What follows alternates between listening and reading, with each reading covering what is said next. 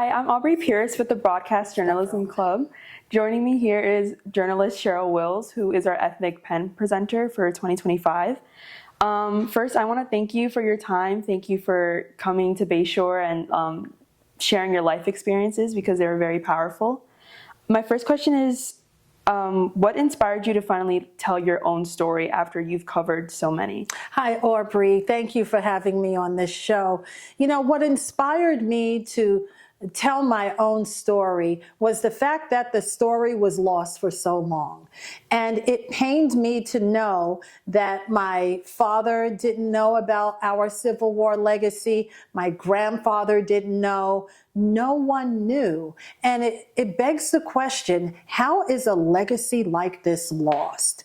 And you know, as I uncovered more documents, I painted an incredible narrative of a family that's responsible for our being. Like if they hadn't survived slavery, I wouldn't be here right now. So for those reasons and many more, it was an honor to bring their stories back to life. Thank you. How did it feel being not only in Haywood County, but being able to actually see where they lived and how they lived? And did you ever feel like overwhelmed by emotion? I was overwhelmed. You know, Aubrie, that plantation is frozen in time. So I could literally walk the cotton field rows that they walked in. I could literally bend over and feel how they picked the cotton, and it was the same stalk. It just regenerates year after year. And the fact that they saved a house was probably, next to the cemetery itself, the most profound, because I could see how they lived. I could see that the fireplace was the center of their lives. It provided heat, it provided cooking. Remember, there's no electricity yet, right? There's no refrigerators, there's no stoves. They cooked out of pots. And you could see how the fireplace was the center of their lives.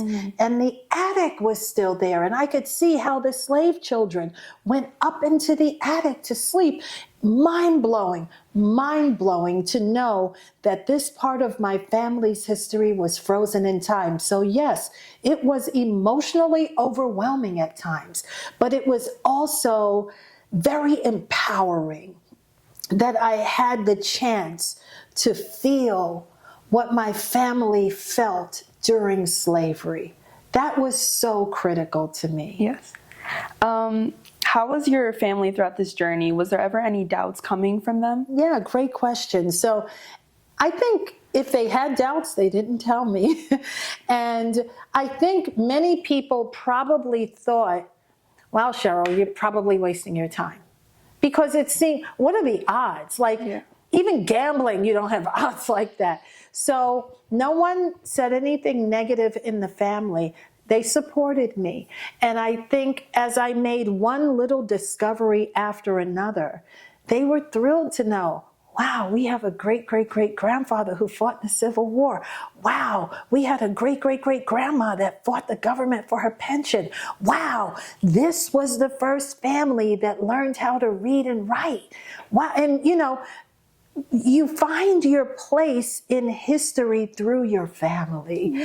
And it was just, you know, redeeming their experience was empowering.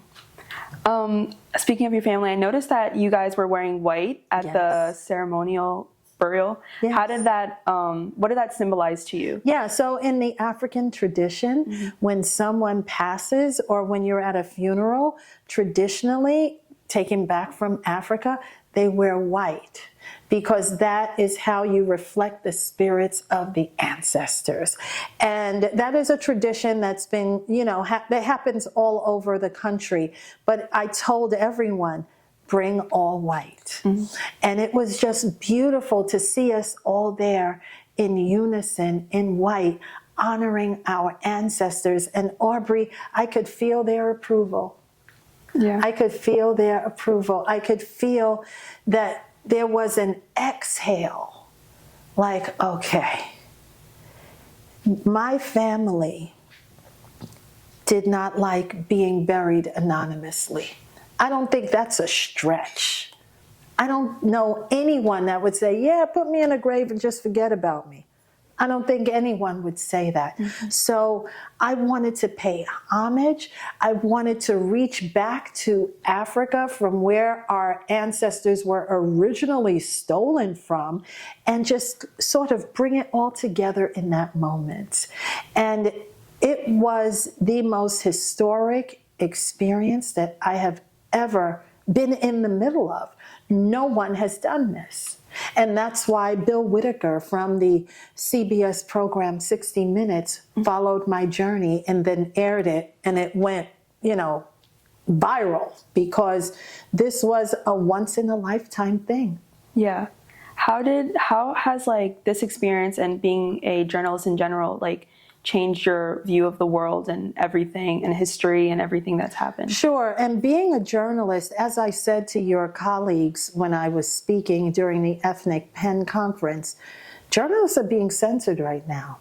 And these stories are not welcome by the federal government. And that pains me as someone who's devoted her entire career to journalism. But it's changed me in that it's made me bolder.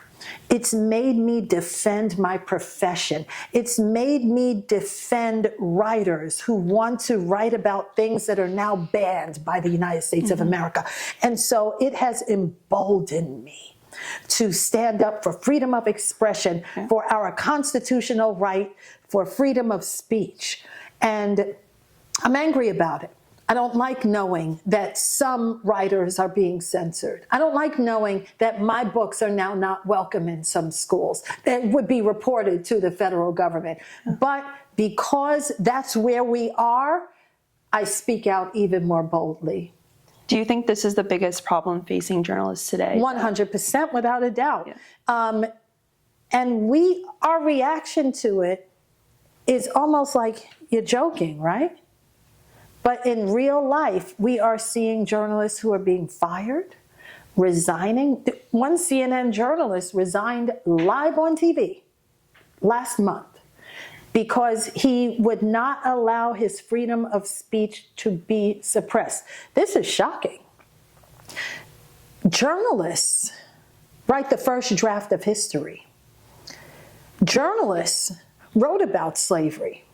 They wrote about the Civil War, and they were able to let the world know, we're not going to say yes or right or wrong, but let you be the judge. And when Americans saw it in newspapers, they were like, okay, that's wrong. Let's take the civil rights movement. When they turned those hoses on children and adults, as I'm sure you've seen, it was journalists that exposed that. Yeah. And the whole world went, whoa, okay, that's not cool. Journalists are important. We spread the word. We shine a light in the darkness. And when someone abridges our speech, frankly, this is unheard of in America. This is why people from all over the world want to come to America so they can speak freely. And now you're coming for us? This is the most shocking thing I've ever seen in my life. And I don't know that any other journalist has experienced what we're going through right now. And so I believe it will pass, and I believe that we need to stay on. I feel like it's a war on journalists and a war on free speech. So what I am doing, I am standing firm, Aubrie. I am standing firm as a professional, and I will be professional, and I'm not going to, say anything negative about any particular leader or party. But I will stand on the First Amendment until I die. Yeah. Have you seen yourself grow being in the field of journalism from when you first started to now? Oh, yeah. It'd be sad if I didn't grow, right? Yeah. Growth is almost inevitable. And I have grown tremendously. Journalism is an ever-evolving profession, which is what I love about it. I have gone from typewriters to computers, from paper to no paper. Our newsroom is now fully digital. You guys are being born into the digital age, but there was a time when there was nothing digital. Yeah. And so it's been an honor to watch that transition and to adjust to it all. And that's been an incredible journey alone. What is one piece of advice you have for aspiring journalists and writers? Yes, my advice for aspiring journalists and writers is don't ever take our freedom for granted, because we can see right now what happens.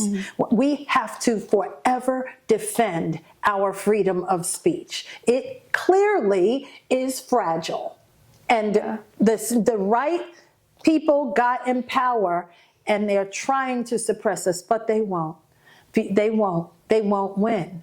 Freedom of speech will prevail in this country. It is the bedrock of America. So that is my advice. Defend our profession. Write boldly. Learn the art of the written word. Don't just, there are some people, they just want to be a star. I always tell people, don't jump in front of that camera too fast.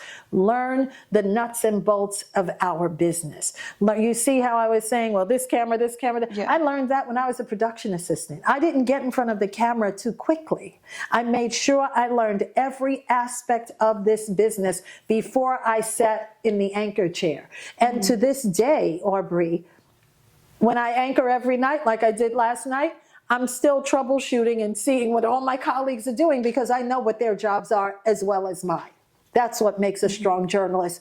That's my strongest bit of advice. Thank you so much for your advice and your time here. I understand you have something you want to show us. I do, because I am truly honored to meet all of you. And I am sharing this for the first time because I haven't opened it. I wanted to share my Emmy that I won very recently. I won this April 24th, 2023, because it's always a year behind. And I'm very, very honored this is one of the highest awards in journalism, obviously, the Emmy. And when I won this, I was really excited. And it's a culmination of hard work, dedication, and I wish all of you student journalists to one day win your own Emmy and be proud of our profession and always defend the freedom of speech. Thank you. Thank you.